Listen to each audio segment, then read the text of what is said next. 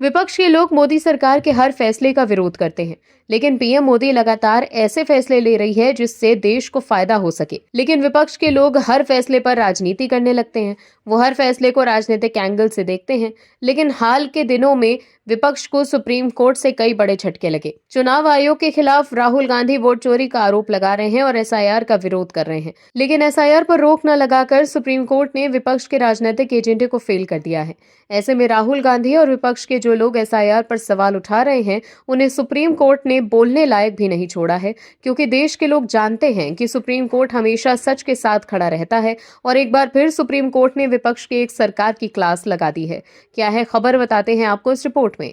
दर्शकों, supreme court ने तमिलनाडु की स्टालिन सरकार को फटकार लगाते हुए कहा कि वो हर जिले में जवाहर नवोदय विद्यालय खोले जाने का विरोध क्यों कर रही है। अदालत ने इस विरोध को संघीय सहयोग की भावना के खिलाफ बताया और कहा कि इस तरह के रुख से ग्रामीण और आर्थिक रूप से पिछड़े छात्रों की शिक्षा के अवसर प्रभावित हो रहे हैं।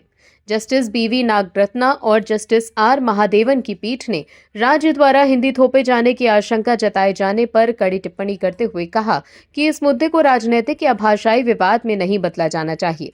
अदालत ने स्पष्ट शब्दों में कहा है कि ये मामला छात्रों के कल्याण से जुड़ा है और भाषा के नाम पर शिक्षा के अवसरों को दबाया नहीं जा सकता। पीठ ने यह भी कहा कि भारत एक संघीय समाज है और इस तरह के मामलों को भाषा के चश्मे से देखना सही नहीं। सुनवाई के दौरान जस्टिस नागरत्ना ने पूछा कि क्या तमिलनाडु हमारे गणराज्य का हिस्सा नहीं है और क्या केंद्र द्वारा शिक्षा में निवेश किए जाने में कोई आपत्ति हो सकती है। आपको बता दें कि ये मामला तमिलनाडु सरकार द्वारा मद्रास उच्च न्यायालय के उस फैसले को चुनौती देने से जुड़ा है जिसमें राज्य को हर जिले में नवोदय विद्यालय स्थापित करने के निर्देश दिए गए थे। तमिलनाडु की ओर से पेश वकील पी सिल्वन ने दलील दी कि राज्य को इस योजना पर गंभीर आपत्तियां हैं। उन्होंने कहा कि नवोदय विद्यालय मॉडल के तहत राज्य को हर जिले में 30 एकड़ भूमि उपलब्ध करानी होती है और 3 सालों पर विद्यालयों का रखरखाव भी करना पड़ता है। इस पर पीठ ने सवाल उठाया कि शिक्षा सीमावर्ती सूची का विषय है और केंद्र सरकार की ये योजना शैक्षिक अवसरों को बढ़ाने के उद्देश्य से है,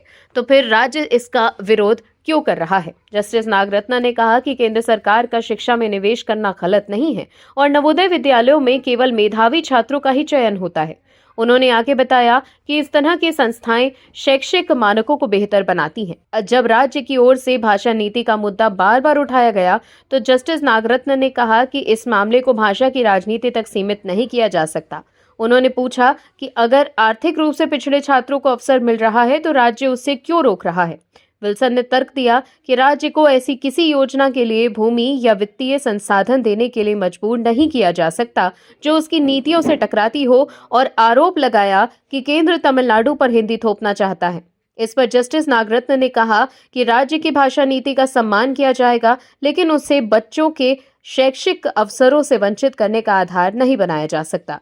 उन्होंने कहा कि यदि भाषा को लेकर कोई आपत्ति है भी तो योजना में आवश्यक संशोधन किए जा सकते हैं, लेकिन ग्रामीण छात्रों के अवसरों को दबाया नहीं जाना चाहिए। अदालत ने यह भी कहा कि देश भर में अब तक 650 नवोदय विद्यालय स्वीकृत किए जा चुके हैं और तमिलनाडु एकमात्र ऐसा राज्य है जो इस योजना में सहयोग नहीं कर रहा। इसके बाद सुप्रीम कोर्ट ने तमिलनाडु सरकार को निर्देश दिया है कि वो हर जिले में नवोदय विद्यालय की स्थापना के लिए आवश्यक भूमि की पहचान 6 सप्ताह के भीतर करे और इस संबंध में एक रिपोर्ट अदालत में पेश करे।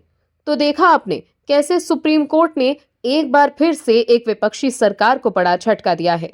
Bureau report, OMH news. आप दर्शकों से विनम्र निवेदन है कि चैनल को सब्सक्राइब जरूर करें